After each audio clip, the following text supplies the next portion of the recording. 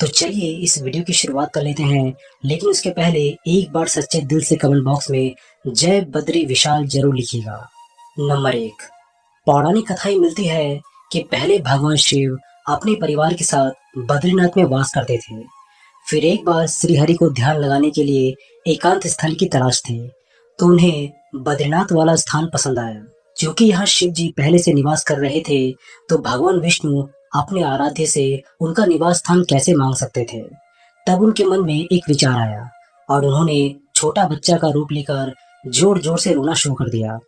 माता पार्वती की नजर इस बालक पर पड़ी, तो वो उसे चुप कराने की चेष्टा में लग गई, लेकिन बच्चा चुप नहीं हो रहा था। माता पार्वती उस बच्चे को नहीं पहचान पा रही थी, लेकिन शिव जी समझ गए कि वो बालक के रूप में साक्षात विष्णु है।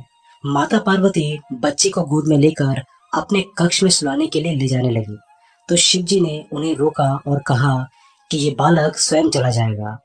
पार्वती जी नहीं मानी और उसे गोद में लेकर सुलाने लगी। जब वो सो गया तो वो बाहर आ गई। पार्वती जी के बाहर आने के बाद बालक ने दरवाजे को अंदर से बंद कर लिया। जब भोलेनाथ जी वहां पर पहुंचे, तो बालक ने उनसे कहा कि उसे ये स्थान पसंद आ गया है और वो यहाँ से केदारनाथ चले जाए। इस तरह ये स्थान बन गया भगवान विष्णु का धाम बद्रीनाथ धाम, और शिव जी अपने परिवार को लेकर केदारनाथ में वास करने लगे। नंबर 2। बद्रीनाथ धाम अलकनंदा नदी के तट पर स्थित दो पर्वत श्रृंखलाओं के बीच में स्थित है। मंदिर में भगवान की मूर्ति शालिग्राम से निर्मित है। माना जाता है कि शालिग्राम रूप में भगवान विष्णु की इस प्रतिमा को आदिगुरु शंकराचार्य जी ने 8वीं शताब्दी में नारद कुंड से निकालकर स्थापित किया था। शालिग्राम भगवान विष्णु का ही एक रूप है, जिसे राक्षस जलंधर की पत्नी वृंदा के श्राप के कारण भगवान विष्णु ने धारण किया था। नंबर 3। ऐसा माना जाता है कि शंकराचार्य जी द्वारा स्थापित किए जाने के बाद भगवान विष्णु की ये मूर्ति एक बार विलुप्त हो गई। फिर उसके बाद संत रामानुजाचार्य ने मूर्ति को फिर से स्थापित करवाया। फिर 16वीं शताब्दी में गढ़वाल के राजा ने बद्रीनाथ के मंदिर का निर्माण करवाया और मूर्ति को गुफा से निकालकर मंदिर में स्थापित करवाया। चौथा, पुराणों के अनुसार भूकंप, जल प्रलय और सूखे के बाद गंगा लुप्त हो जाएगी, और इसी गंगा की कथा के साथ जुड़ी है बद्रीनाथ और केदारनाथ तीर्थ स्थल की रोचक कहानी। भविष्य में नहीं होंगे बद्रीनाथ के दर्शन, क्योंकि माना जाता है कि जिस दिन नर और नारायण पर्वत आपस में मिल जाएंगे, बद्रीनाथ का मार्ग पूरी तरीके से बंद हो जाएगा। पुराणों के अनुसार आने वाले कुछ वर्षों में वर्तमान बद्रीनाथ धाम और केदारेश्वर धाम विलुप्त हो जाएंगे, और वर्षों बाद भविष्य में भविष्य बद्री नाम के नए तीर्थ का उद्गम होगा। ये भी मान्यता है कि जोशीमठ में स्थित नरसिंह भगवान की मूर्ति का एक हाथ साल दर साल पतला होता जा रहा है। जिस दिन ये हाथ लुप्त हो जाएगा, उस दिन बद्रीनाथ और केदारनाथ तीर्थ स्थल भी लुप्त होना प्रारंभ हो जाएंगे।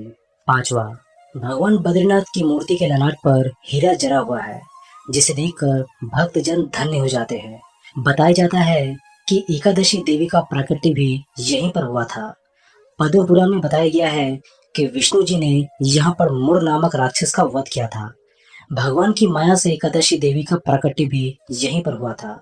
मंदिर में बद्रीनाथ के दाहिने ओर कुबेर की मूर्ति है, उनके सामने उर्धव जी है तथा उत्सव मूर्ति है। उत्सव मूर्ति शीतकाल में बर्फ जम जाने पर जोशीमठ में लाई जाती है। उर्धव जी के पास ही चरण पादुका है। बाईं ओर नर नारायण की मूर्ति है। इसके समीप ही श्री देवी और भूदेवी है।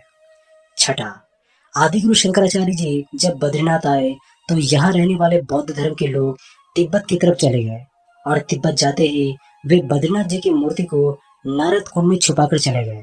बौद्ध लोग ऐसा मानते थे कि ये मूर्ति गौतम बुद्ध की मूर्ति है, और इस मूर्ति को लेकर कई सारी कंट्रोवर्सी भी कही जाती है। फिर आदिगुरु शंकराचार्य जी ने नारद कुंड से इस मूर्ति को निकालकर इस मंदिर में स्थापित किया था। ऐसा भी कहा जाता है कि यहाँ जो बद्रीनाथ जी की मूर्ति विराजमान है, उसकी रूपरेखा बिल्कुल गौतम बुद्ध की रूपरेखा से मिलती जुलती है। यानी बुद्धिस्ट लोग इसी तरीके से गौतम बुद्ध की मूर्ति बनाया करते थे।